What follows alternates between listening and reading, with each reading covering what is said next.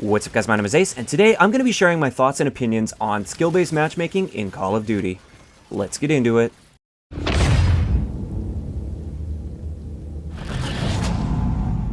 Alright guys, so you may or may not have noticed if you follow Drifter, he made a video recently about skill-based matchmaking in Call of Duty. I will leave a link to that down below. He made some great points there. His was more so designed to be an objective look at skill-based matchmaking, or somewhat objective look at skill-based matchmaking, without bringing in too many of his opinions.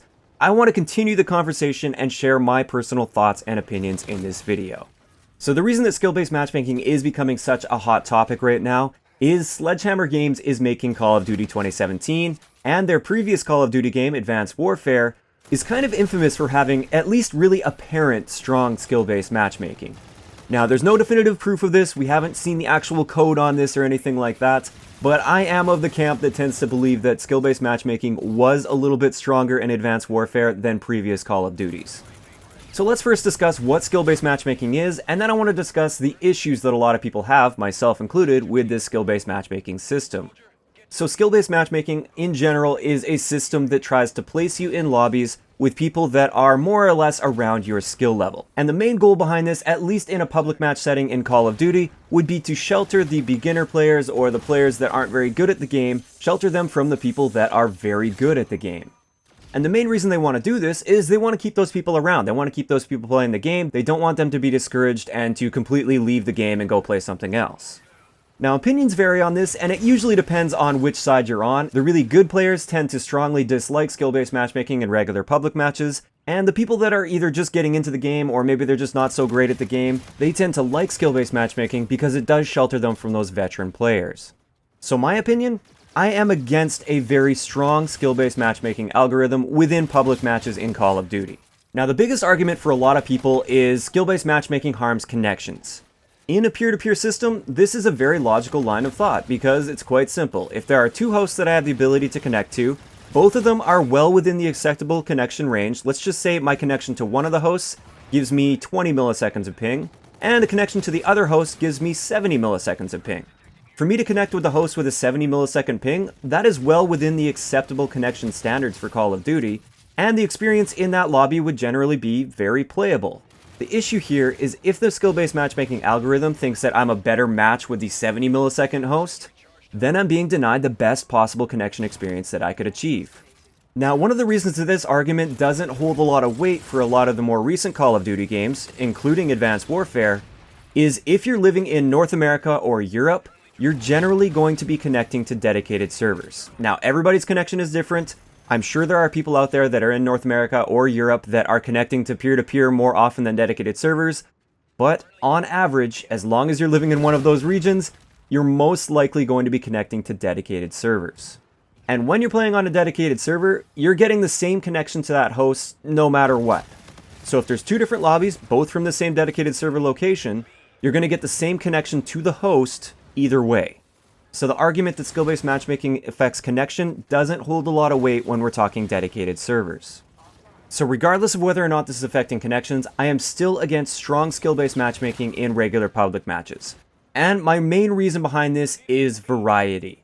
I like having the opportunity of playing a really tough game every now and then, but I also like to be able to show off the skills that I've developed against a group of average to below average players and maybe do something crazy like drop a nuke, or work on some really weird and quirky challenge that I wouldn't be able to accomplish against people of a similar skill level to me. Going off that same point, if you're playing with people that are essentially the same skill level as you, good luck trying to mess around with some of the lower tier weapons, or trying different class setups that maybe aren't 100% ideal. I love messing around and going pistol only every now and then, or trying out one of the lower tier SMGs or shotguns, or maybe trying to snipe a little bit and having some fun with that. When you're playing against people that are the same skill level as you and they're using top tier weapons, you pretty much have to do the same or else you're just going to be completely useless. Now, when I talk about variety, I'm not just talking about the variety in what I can use, I'm also talking about the variety of different playstyles that I run into when I'm playing. Generally, people that are in the same sort of skill range tend to play in a lot of similar ways, and you see a lot of patterns form with that. And if all of your lobbies are constantly the same sorts of people, there isn't much variation in your overall experience with the game. So variety is the number one reason that I don't like strong skill-based matchmaking in public matches, but another big reason that I have, at least in public matches, is you can't see how you actually stack up against other people. You can't tell what kind of lobby you're playing in. You can't tell if you're in some training wheels lobby with people that have never really touched the game before, or if you're in like a top 1% lobby or a top 5% lobby. There's nothing that actually tells you that, and there's no rank to go along with that I can strive for. If I had something to strive for, then absolutely I'd be all for it. But in public matches, it just doesn't fit.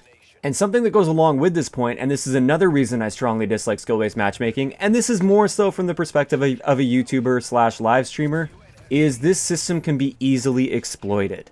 If you guys remember back to Advanced Warfare, there were so many YouTubers and streamers out there that either bought reverse boosted accounts or they just reverse boosted themselves. And if you guys are wondering what reverse boosting is, it's essentially going to a match, killing yourself over and over and over again, potentially hundreds of times in a single game.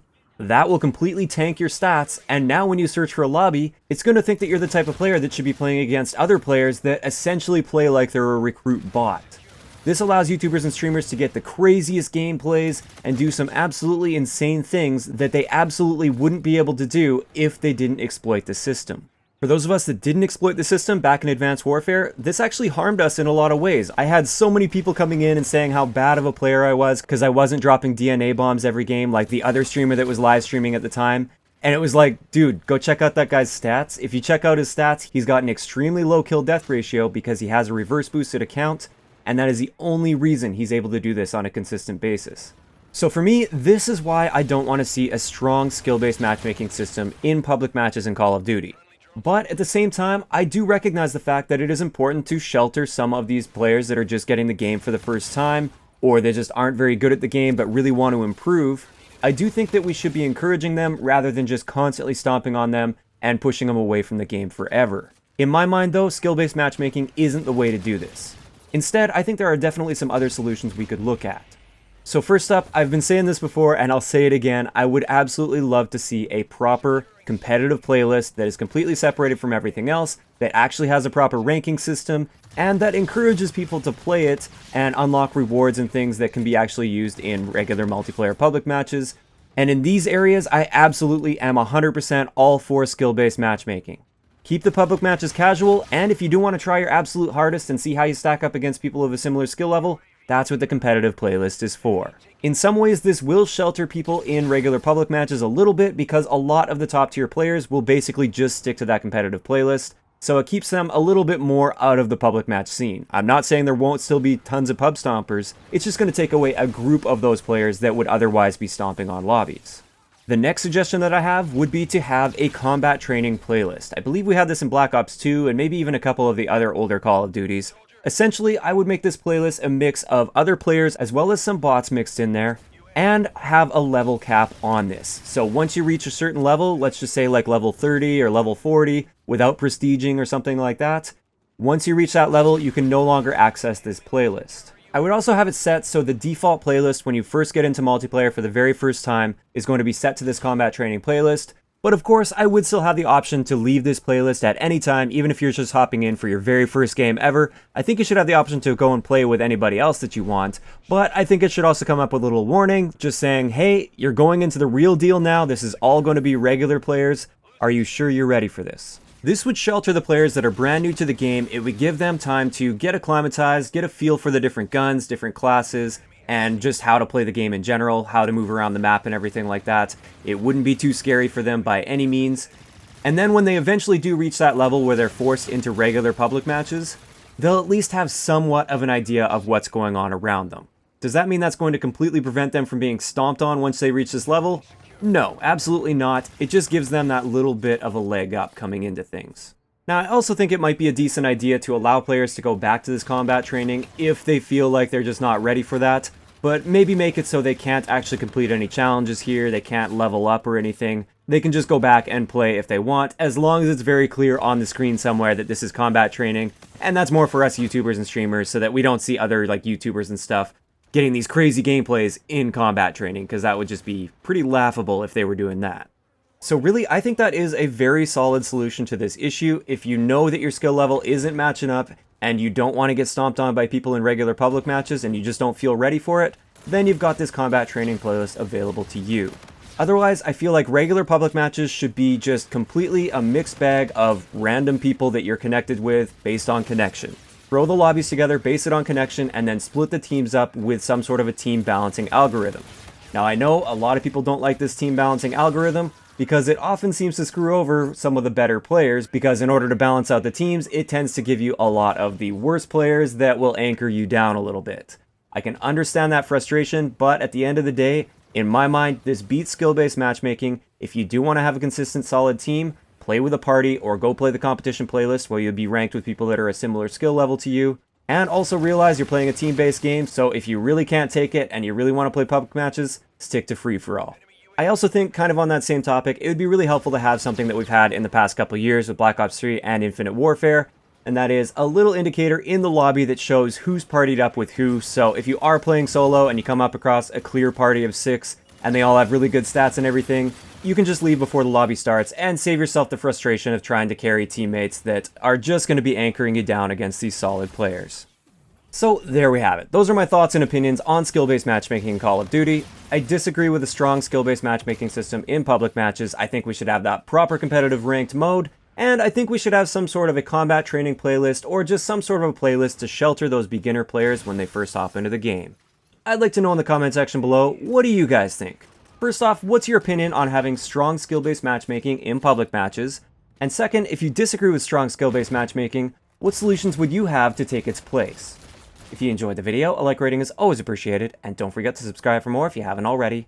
I'll talk to you guys next time.